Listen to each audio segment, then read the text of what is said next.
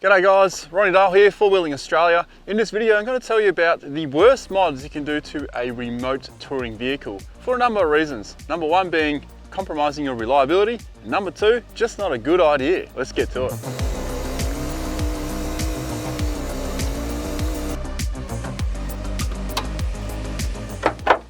Starting with the most obvious one first, engine tuning. The bigger the tune, the more you're digging into your reliability on your vehicle. How much can you push out of a vehicle before it becomes unreliable? It's kind of vehicle dependent. Take for instance a smaller 4-cylinder engine, the 2.8 litre Hilux, the 3.2 litre Ranger, I think there's even a 2.2 litre. If you squeeze too much power out of those things, you are squeezing your reliability hard because these vehicles are already pushing the limits from factory. There's such a small motor and they're producing so much power. In fact, some of them are producing more power than a 70 series V8 turbo diesel. Now these engines are quite underpowered, which means that you can get away with tuning a bigger engine a bit more, especially the ones that are underpowered. But there is a reason why they're underpowered. That's to make them more reliable. When I go to tune this 70 series right here, my Troopy, I'm not going to tune it very hard. I'm going to give it a moderate tune. I honestly wouldn't be changing turbos and things like that. I would just be giving it a little bit of a tickle so that it drives better on road, so you can pull out in front of traffic, so you can tow that trailer a little bit easier. That's where I'd leave it. It's not a race car, it's a four-wheel drive.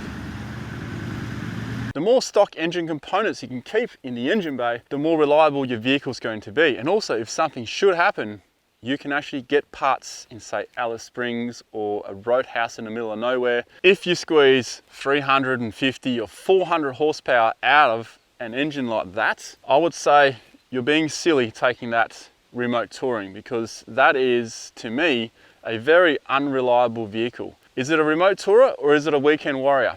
That's the decision you have to make. Anyone claims to have a remote tourer with a 300 plus horsepower tune on their vehicle with all different components and they claim it to be reliable, they're kidding themselves and they don't know what they're talking about.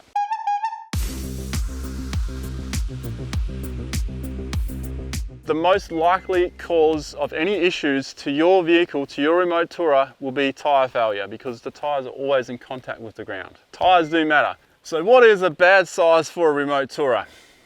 I would say 37 and above is just, in my opinion, stupid. If you have 37s or above, it's not a remote tourer. 35 is even a size that's not really ideal for touring, even though my 79 series has 35s, or 34.5 inch they equate to.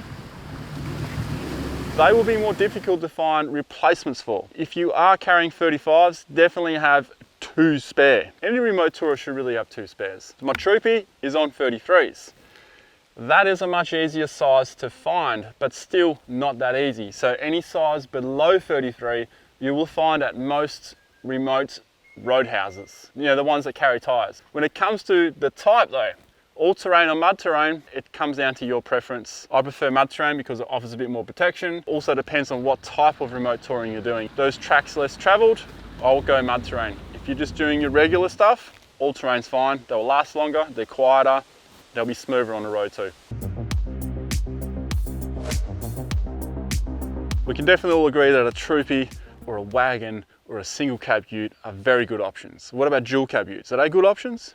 Yeah, they're not a bad option. You gotta be careful though. With a dual cab ute, if you're not towing a trailer and you put everything on the back, this is where you're going to get a problem. A dual cab ute, where the rear axle is located, the tray overhangs. So when people put a lot of weight on the back, like on a Triton or a Hilux or a Navara, you can get the cracked, bent, and even worse, snapped chassis. And the reason why this happens is because there is so much weight on the back and it's overhanging the rear axle. There are a couple of ways to sort this out.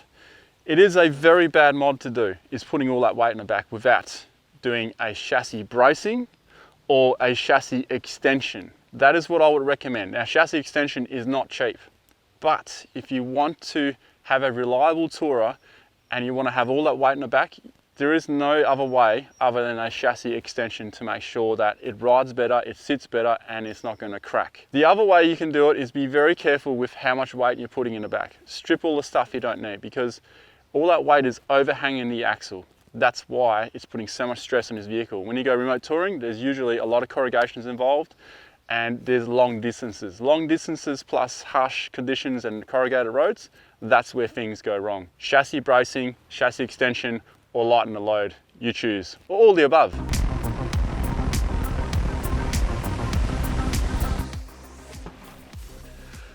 Anything electrical that you don't have a diagram on or you have not been walked through is a potential time bomb. For example, if you don't know what a fuse box location is and which fuse does what, or what all this wiring is for behind certain panels and which device is wired up to where, if you don't know all those things, you have a potential ticking time bomb on your hands.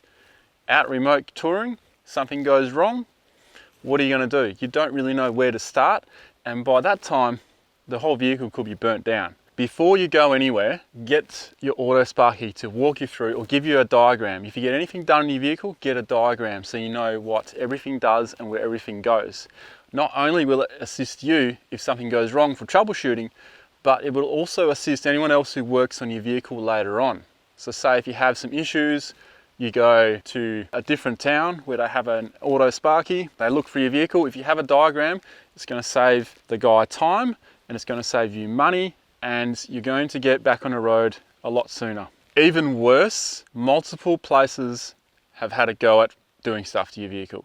So if you had a winch installed at one place, you had a dual battery system installed at a different place, you had a UHF radio installed somewhere else, and you had your mates doing your lights or something, you're going to have 4 different lots of wiring, 4 different types of workmanship, and 4 different types of quality components. It is a ticking time bomb.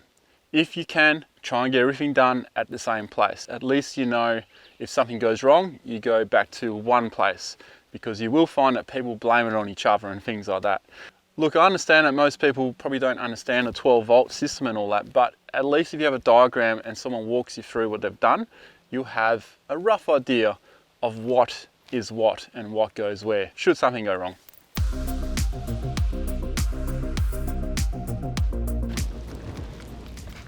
Last but not least, do not install anything on your vehicle just a week before you go on a remote trip. I would consider that being a bad mod. You haven't had the chance to test it locally to see if everything's in good working order.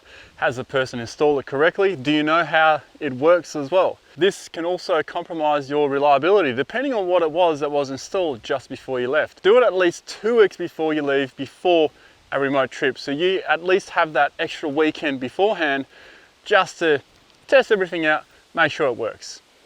All right, I'll see you guys next week. Let's go, Marley.